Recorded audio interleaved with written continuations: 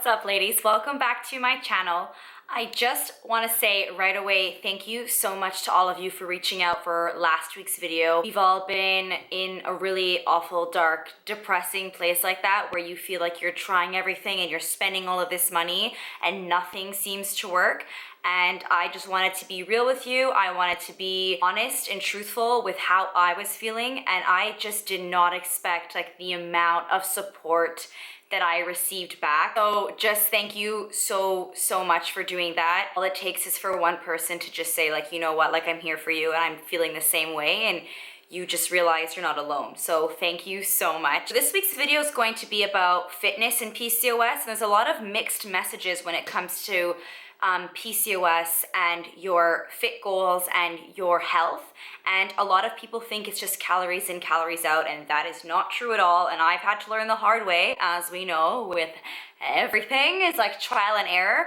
But I've found a fitness routine that seems to have worked for me, and a routine that's maintainable and a routine that's not causing me to be tired or overstressed or spending hours in the gym. I also have filmed a strengthening leg workout. I'm really against people who upload videos that say like toned, lean, workout leg workouts. I just think that's like sending a very negative message. And for me, I want my legs to be strong and practical and able to like conquer things in the real world, like going on hikes or like going on bike rides with my friends. So this is a workout that will make your legs strong. When I started my PCOS journey, I was told that I had insulin resistance and that my body held on to fat much more than an average person, and that if, let's say, me and a friend did the same workout, they were more likely to lose way more calories than I was. So in my head, I'm like, well, if the average person runs for like half an hour and they burn whatever calories, that must mean like I must have to run like quadruple that to maintain that same kind of calorie burn. So what I ended up doing was like doing things like half marathons, and I was running all the time. I was in the gym like 6 times a week, working out like 2 to 3 hours. It was honestly insane, and I think I got away with that because I was in university, and like university is in real life, as we know.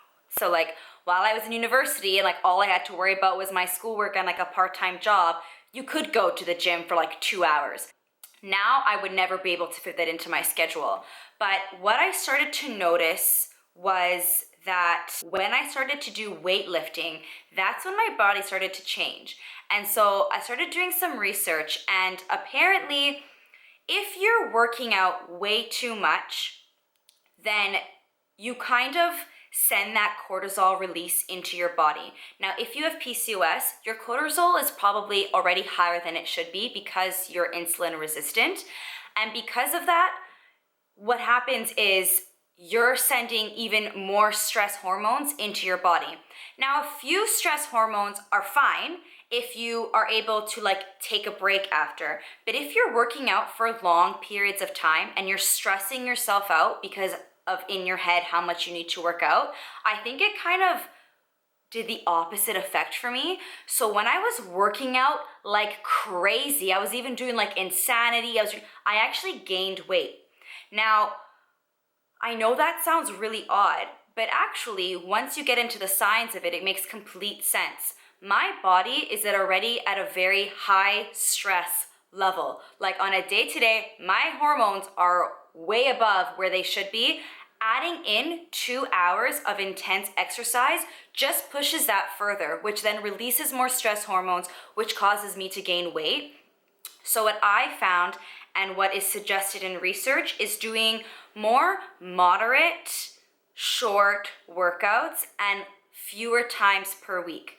So right now I work out 3 to 4 times a week. If I'm lucky, sometimes it's 3 times. And I do predominantly strength-based workouts. So that's basically weight training. So on like, let's say a Monday, I do like the typical bodybuilding kind of sessions. So I focus on different body parts to ensure that I'm achieving all of them. Now, you don't have to do body part by body part every day. You can do like full body workouts every day. For me, it's just like a mental tick to be like, oh, I know I worked out my shoulders and my back, and now I can work out like my abs and my legs or whatever it is. So I know that I'm working my body throughout the whole week and I'm not neglecting any muscle groups. So for example, on like a Monday, I might focus on my back and my biceps. And then like on a Tuesday, I might focus on my shoulders and abs, and then on a Wednesday I might do legs, and then on a Thursday I might go for a spin class or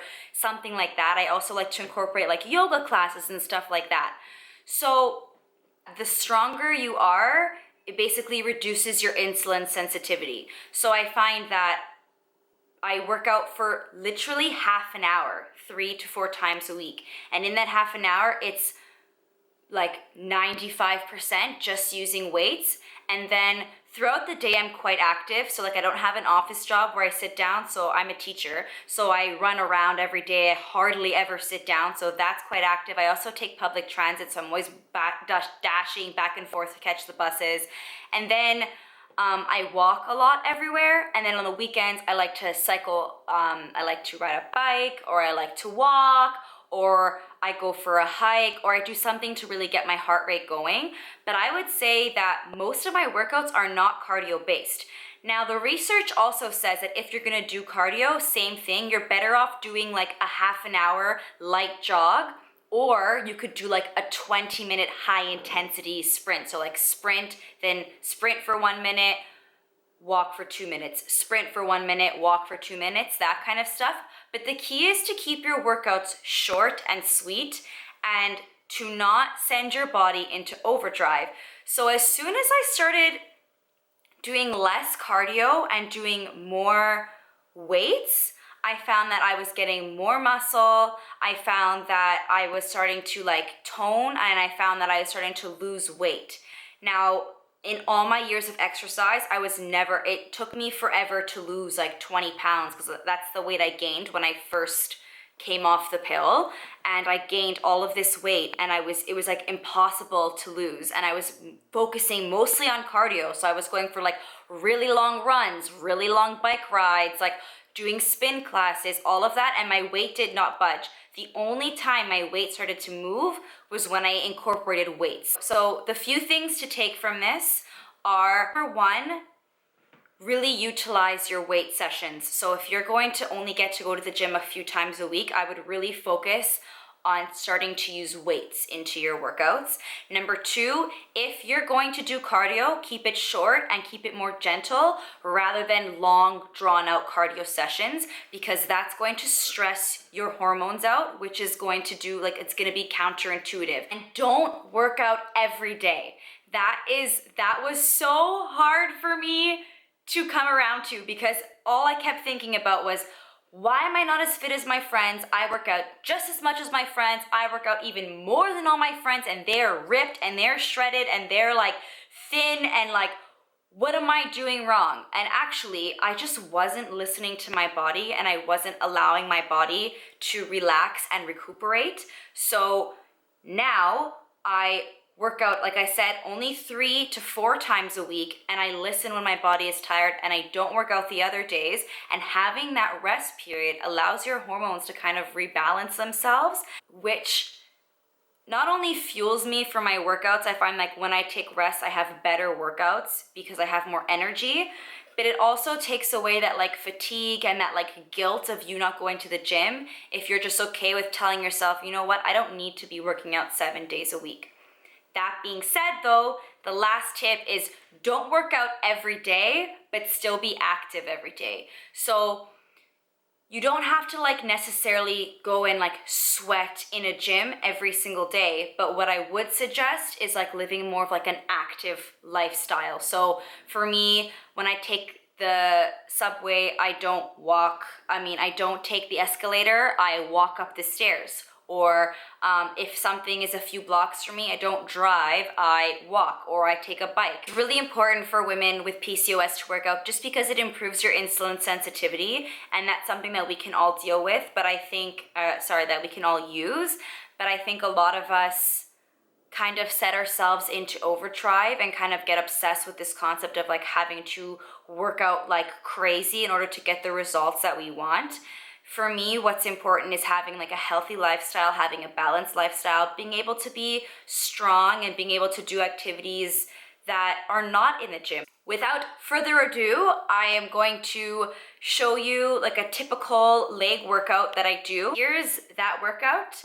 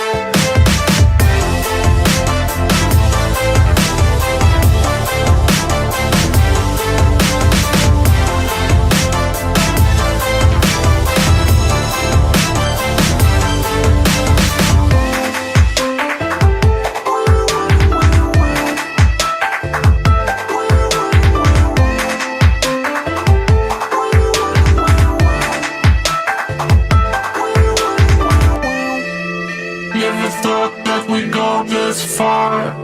Don't stop now. Reaching for a distant star. Don't stop now. Isn't it strange how we're safe and home? So that I'm counting days until the second go. If you're gonna make a change, you have to let me know. Turn the shit around, just start at top the lungs. It's all you need to do.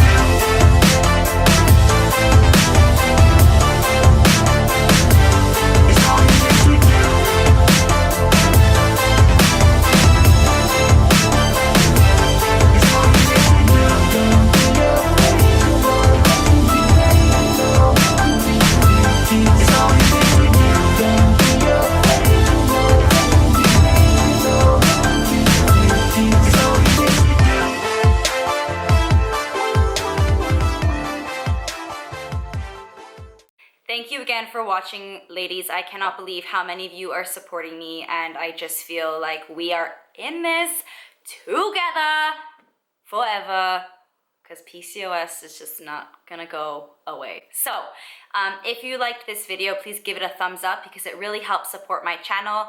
If you haven't subscribed, please subscribe because that also helps support my channel. And I will be with you next week for another video. Have a lovely PCOS fueled week, and I hope you just maybe start incorporating some weights at the gym. And if you're going crazy at the gym, hopefully this video allows you to just like chill out a bit. All right, see ya.